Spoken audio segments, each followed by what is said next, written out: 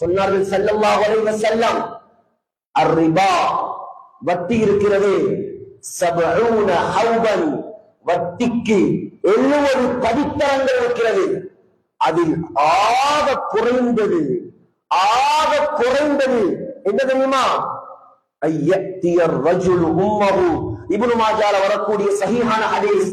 வட்டியில் ஆக குறைந்த பாவம் ஒரு மனிதன் தன்னுடைய தாயோடு விபச்சாரம் செய்வதற்கு சமம். இதை விட கேவலமான ஒரு வார்த்தை வேணுமா?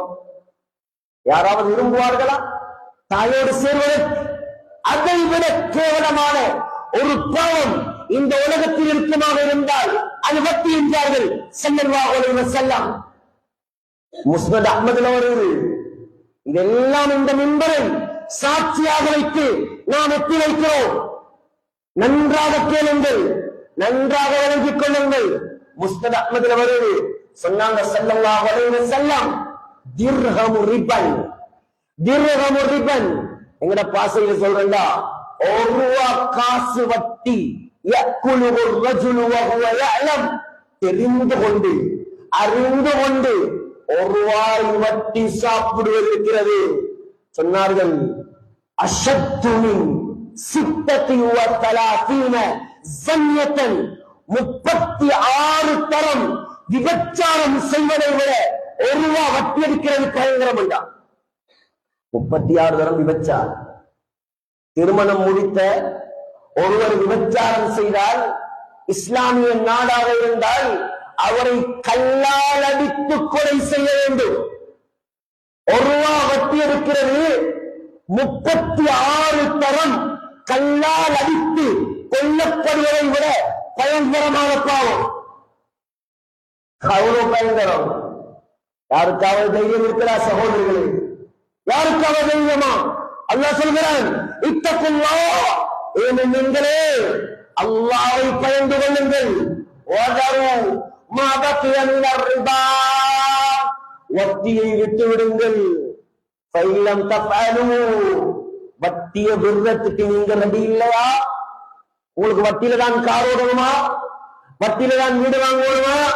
வட்டியில தான் வாழணுமா? உங்களுக்கு இன்பமாக இருக்கிறா? இன்பம் விளங்கும், கொஞ்சம் சொனங்கும். வட்டிக்காரர்கள் ஆரம்பத்துல அது இன்பம் தான். நடு தெருவுல கொண்டு வந்து அல்லாஹ் நிப்பாட்டுவான். அப்ப விளங்கும் அதனுடைய பாரதூரம். அல்லாஹ் சொல்றேன், உங்களுக்கு வட்டியை விடுவதாதா? வட்டியை விடுவதாதா? 2 பாவம். ஒரு பாவம் குர்ஆனில் சொல்லப்பட்டிருக்கிறது, அடுத்த பாவம் ஹதீஸில் சொல்லப்பட்டிருக்கிறது. இந்த 2 பாவத்தையும் செய்தால் அல்லாஹ் சொல்கிறான், என்னோடு யுத்தம் செய்வதற்கு நீங்கள் தயாராகுங்கள். ஒரு பாவம் வட்டி, அடுத்த பாவம் அல்லாஹ்வுடைய நல்லடியார்களோடு விரோதம் பாராட்டுவது. இந்த 2 பாவத்துக்கு தான் அல்லாஹ் சொல்கிறான், ஃபஅதனு பிஹர்பின் மினல்லாஹி வ ரசூலி, என்னோடும் என்னுடைய நபிகள் நாயகத்தோடும் யுத்தம் செய்வதற்கு நீங்கள் தயாராகுங்கள். யாரு கேளும் சகோதரர்களே, இந்த ஆயத்துக்கு கீழ் தஃசீர் இப்னு கஸீரிலே இப்னு அப்பாஸ் ரலியல்லாஹு அன்ஹு சொல்கிறார்கள், கியாமத்துடைய நாளையில், அந்த மறுமை நாளையில் நம்மை எழுப்பி முப்பாட்டி வட்டிக்காரனை எடுத்துக் கொண்டு வரப்பட்டு, ஏற்கனவே அவன் பைத்தியமாகத்தான் எழுப்பாட்டப்படுவான்.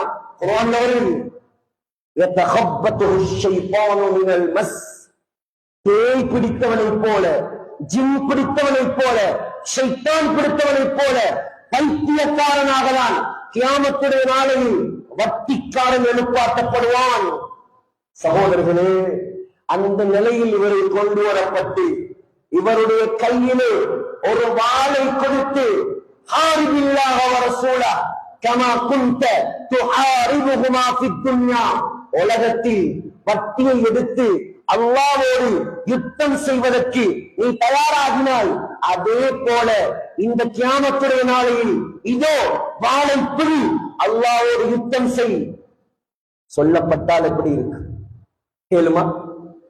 உடுப்பில்ல, செருப்பில்ல, நிழல் இல்ல, சொந்த ஊர் இல்ல, குடிக்கிறதுக்கு தண்ணி இல்ல, மனைவியே உதவிக்கு இல்ல, பிள்ளைகளே உதவிக்கு இல்ல, பெற்ற தாய் தகப்பனே காணல, யாரை கூட்டிக் கொண்டு அல்லாஹ்வோடு யுத்தம் செய்வதற்கு நீ தயாராகுவாய்?